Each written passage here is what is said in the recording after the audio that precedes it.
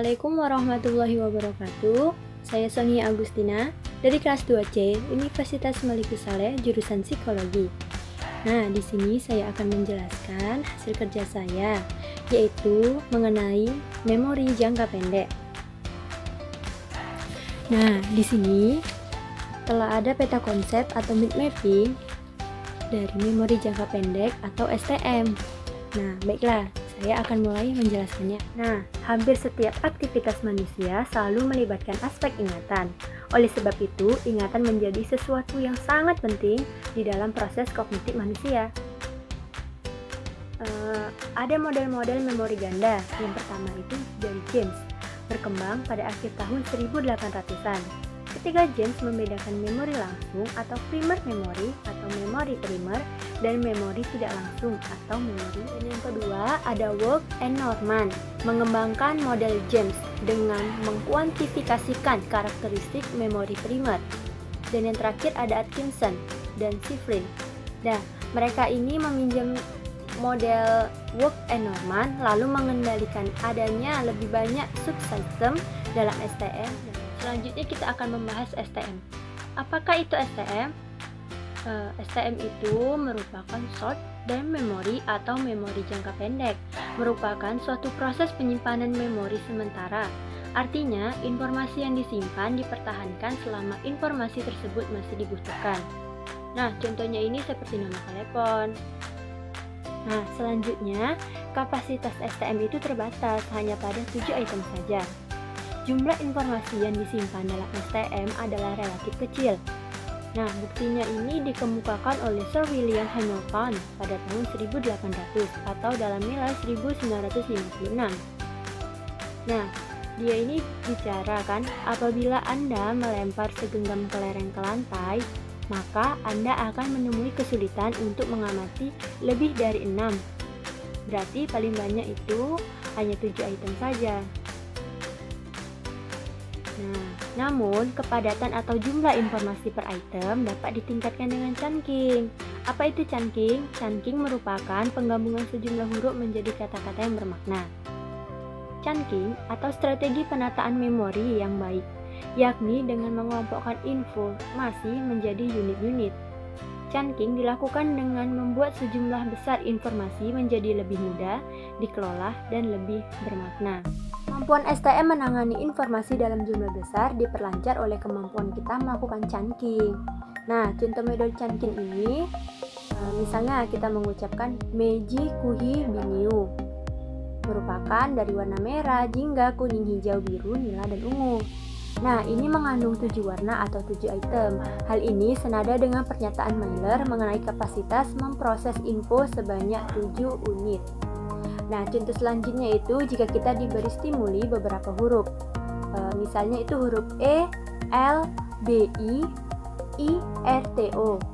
Nah, kita kesusahan kan untuk menghafal, tetapi bila sudah disusun menjadi membentuk pola, misalnya beli roti, menandakan bahwa kita menyukai sesuatu yang sifatnya jelas dan bermakna daripada stimuli yang tidak beraturan dan tidak bermakna. Nah, penelitian terhadap para pasien yang mengalami luka pada lobus temporal di hipokampus menunjukkan bahwa struktur tersebut berperan dalam penyimpanan LTM.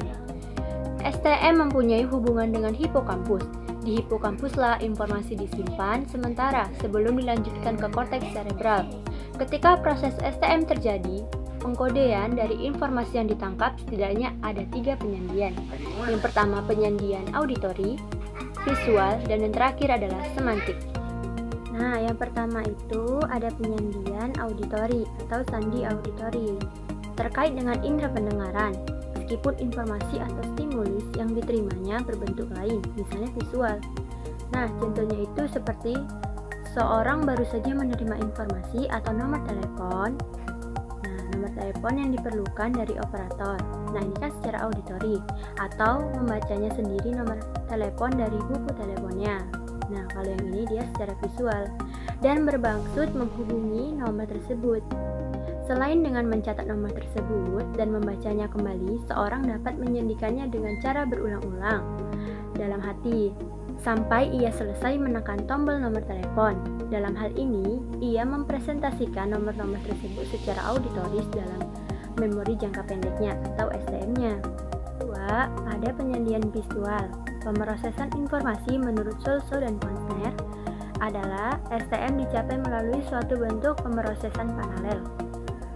Dan sebagai rangkumannya, suatu info akan dapat dipresentasikan dalam sistem STM secara auditori atau visual. Nah, contoh eksperimen mereka yaitu dengan menggunakan warna.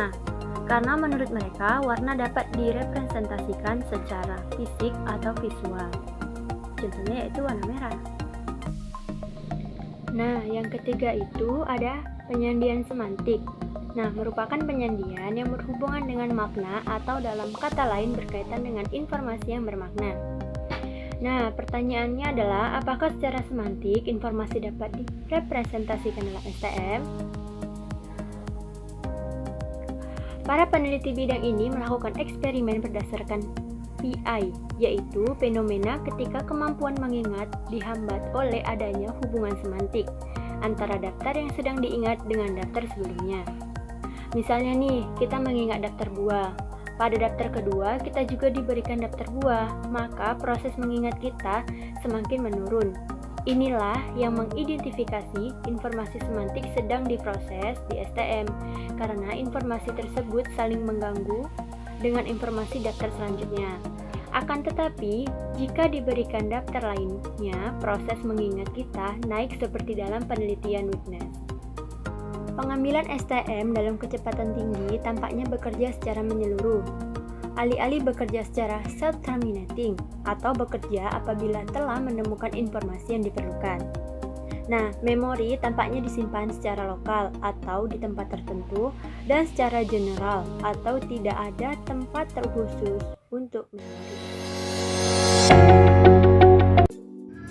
Saat kita di kelas dan guru menulis di papan tulis, lalu kita membaca sekilas. Lalu guru memerintahkan muridnya untuk menyalin di buku catatannya, dan kita membutuhkan waktu untuk menghafal tulisan yang ada di papan untuk disalin.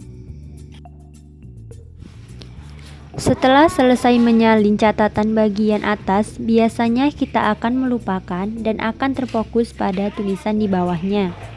Oleh karena itu, tidak sampai lama berada di memori, dan jika kita ulang kembali dan terus-menerus akan masuk ke memori jangka panjang atau long term memory.